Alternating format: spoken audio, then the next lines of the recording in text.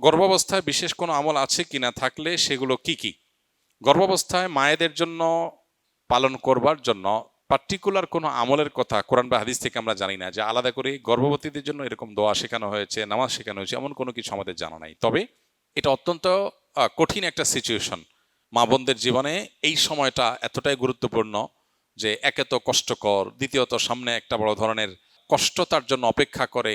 বিশেষ করে গর্ভখালাসের যে সময়টা আসে, যে সময়কে আল্লাহ তাআলা বলেছেন হামালাতহু উম্মুহু কুরহাম ওয়া ওয়াদাআতহু কুরহা, মায়েরা সন্তানদেরকে গর্ভে ধারণ করেন অত্যন্ত কষ্ট করে, আবার সন্তান প্রসব করেন অত্যন্ত কষ্ট করে। তাহলে এক কষ্টে তিনি আছেন, আরেকটা কষ্টের জন্য তিনি অপেক্ষা করছেন। এমতো পরিস্থিতিতে আল্লাহর কাছে সে কষ্ট দূরের, সে কঠিন পরিস্থিতিটা সহজ হওয়ার জন্য তিনি দোয়া করবেন। এটা খুবই স্বাভাবিক বিষয়। বিধায় একজন গর্ভবতী নারী তার গর্ভের এবং প্রসবের এবং অনাগত সন্তানের কল্যাণ কামনা করে আল্লাহর কাছে দোয়া করবেন, আল্লাহ যেন সহজ করেন। দুরুদ, ইস্তেগফার, দোয়া ইউনুস, এই বিষয়গুলো মানুষের কঠিন পরিস্থিতিকে সহজ করে দেয়।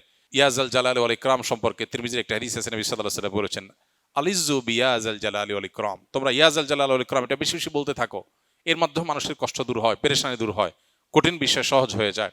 আর দোয়া ইউনুস, লা ইলাহা ইল্লা আনতা সুবহানাক ইন্নী কুনতু মিনাজ জালিমিন, এটা ইউনুস আলাইহিস সালাম আল্লাহর কাছে পেশ করার পর আল্লাহ তাআলা তার কষ্ট দূর করেছেন। আল্লাহ তাআলা বলেছেন ওয়াকাযালিকা নুনজিল মুমিনিন, ঈমানদারদেরকে এইভাবে আমি কষ্ট দূর করব। এইজন্য একজন গর্ভবতী মা তিনি আল্লাহর কাছে দোয়া ইউনুস পড়তে পারেন, দুরূদ পড়তে পারেন, ইস্তিগফার করতে পারেন, ইয়াজাল জালাল ওয়াল ইকরাম পড়তে পারেন, সাধারণভাবে দোয়া করতে পারেন যেন আল্লাহ তাআলা তার কঠিন বিষয়টাকে সহজ করে দেন এবং অনাগত সন্তান যেন নেক হন।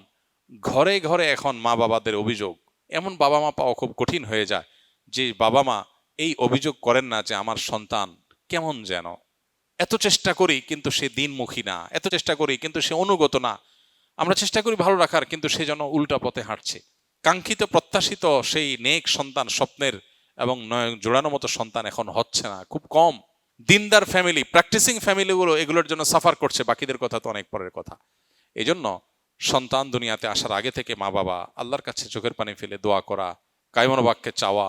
সূরা ফুরকানের ৭৪ নম্বর আয়াত, রব্বানা হাব লানা মিন আজওয়াজিনা ওয়া যুররিয়্যাতিনা কুররাতা আয়ুন ওয়াজআলনা লিল মুত্তাকিনা ইমামা, বেশি বেশি নিবেদন করা।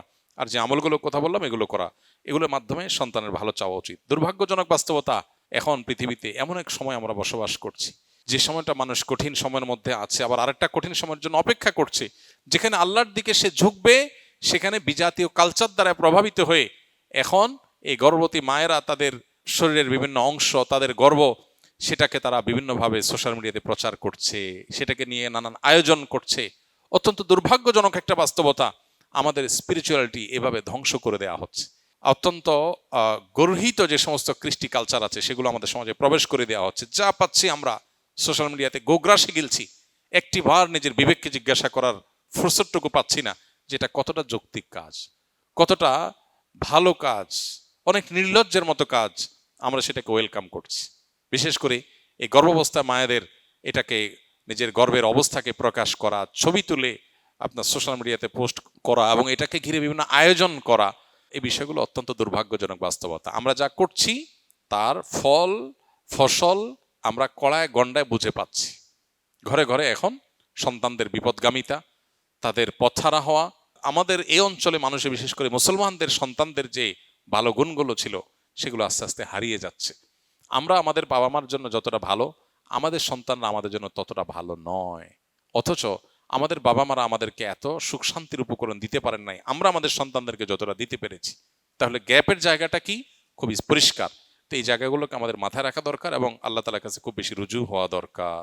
ফরজ গোসলের সুন্নাহ সম্মত সঠিক নিয়ম কি? কারণ গোসল ফরজ হলে শরীরে বা কাপড়ে কোথাও নাপাক লেগে থাকলে সেই অংশটাকে আগে ধুয়ে ফেলা, ভালো করে ধুয়ে নাপাকটা দূর করে ফেলা। লুঙ্গিতে কাপড়ে কোথাও থাকলে যে জায়গা লেগেছে সে জায়গাটাকে ভালো করে ধুয়ে ওই জায়গাটাকে আলাদা করে আগে আলতো করে ধুয়ে ফেলা, কাপড়ে লাগলে কাপড়কে। এরপরে দ্বিতীয় যে কাজ হবে সেটি হলো উত্তম রূপে অজু করা। এখন নাপাক যেটা ধুইতে বলা হলো, এটা যদি কারোর কাছে চিহ্নিত না থাকে তাহলে সেক্ষেত্রে পেরেশানের কোনো কারণ নেই। যদি চিহ্নিত থাকে, চেনা যায় কোন জায়গা নাপাক, তাহলে সে জায়গাটা ধুয়ে ফেলা। আর যদি হারিয়ে যায়, মিশে যায় অন্য সাধারণ জায়গার সাথে, কাপড়ের সাথে, তাহলে তো কিছু করার নেই। এক্ষেত্রে দ্বিতীয় কাজ হবে হলো অজু করা, উত্তম রূপে অজু করা। অজুর ক্ষেত্রে 2 হাতের কবজি 3 বার ধুয়ে 3 বার কুলি করে নাকে পানি দিয়ে, কুলিতে গড়গড়া করে কুলি করা, এটা ফরজ গোসলের সাথে সংশ্লিষ্ট গুরুত্বপূর্ণ একটা বিষয়। নবী করিম সাল্লাল্লাহু আলাইহি সাল্লাম বলেছেন, ওয়াবালিগ ফিল ইস্তিনশাক ইল্লা আন তাকুনা সাইমা। তুমি যখন গোসল করবে ফরজ গোসল, তখন তুমি ভালো করে গড়গড়া করে কুলি করবে। নাকে পানি দেওয়াটা ভালো করে নাকে পানি দিতে হবে। কিন্তু যদি রোজাদার হয় তাহলে খুব বেশি গড়গড়া করে কুলি করতে গেলে পানি ভেতরে যেতে পারে, সেজন্য রোজাদারের জন্য এটা নাই। বাকি সাধারণ অবস্থাতে আমরা যে ওযু করব ফরজ গোসলের শুরুতে, সেটার শুরুতে আমরা ভালো করে গড়গড়া করে কুলি করে নাকে পানি দিয়ে এরপর 3 বার মুখ ধৌত করে 3 বার কোন পর্যন্ত হাত ধুয়ে মাথা মাসা করে তারপর মাথা এবং কাঁধে পুরো শরীরে পানি দিয়ে ধৌত করে শেষে বের হয়ে আসার সময় 2 পায়ের গোড়ালি পর্যন্ত এই জায়গাটা ধোয়া বাকি আছে, এটা ধুয়ে টেপে হোক পুকুরে হোক দিয়ে তারপর আমরা বের হয়ে চলে আসবো। তাতে ওযু এবং গোসল একসাথে হয়ে যাবে। এভাবে সুন্নাহসম্মত ফরজ গোসল বা সুন্নাহসম্মত গোসল আদায় করলে গোসলের সাথে ওযু অটোমেটিক হয়ে যাবে, আলাদা ওযু আর করার প্রয়োজন নাই। হ্যাঁ, গোসল করতে করতে যদি আবার কেউ পেশাব আসে, কারোর পেশার বেগ হয়, পেশাব করেন অথবা বায়ু ত্যাগ করেন, ওযু ভঙ্গের কোনো কারণ দেখা যায়, তাহলে তাকে আবার শুরু থেকে ওযু করতে হবে। আর যদি সেরকম কিছু দেখা না যায় তাহলে এটাই তার ফরজ গোসলের জন্য যথেষ্ট হবে। একই সাথে গোসলের সুন্নাহ, ফরজ গোসলের সুন্নাহটা আদায় হবে, অর্থাৎ শুধু গোসলের ফরজ আদায়ই হবে না, পাশাপাশি সুন্নাহসম্মত গোসল হবে। এক্ষেত্রে লক্ষ্য রাখতে হবে শরীরের কোনো জায়গায় যেন শুকনা না থাকে, প্রতিটা পশমের গোড়া পর্যন্ত যেন পানি যায়, সেটা সর্বোচ্চ খেয়াল রাখতে হবে। মনের আশা পূরণ হওয়ার কোনো দোয়া আছে কিনা, থাকলে কি আল্লাহ তাআলার কাছে যে বিষয়ে আপনি ভালো কিছু আশা করেন সেটার জন্য আল্লাহ তাআলার কাছে দোয়া করবেন। দোয়া কবুলের জায়গাগুলো জুমার দিন আসরের পর, ভোর রাত তাহাজ্জুদের সময়, 5 ওয়াক্ত নামাজের পর, বৃষ্টির সময়, এই সময়গুলো দোয়া কবুল হয়। দোয়া কবুল আরো বেশ কিছু সময় আছে, উপলক্ষ আছে, এগুলো আল্লাহর কাছে দোয়া করবেন। আর আল্লাহর কাছে যখন নিজের মনের ভালো চাওয়াকে পূরণ করার জন্য কমন কিছু দোয়া আছে।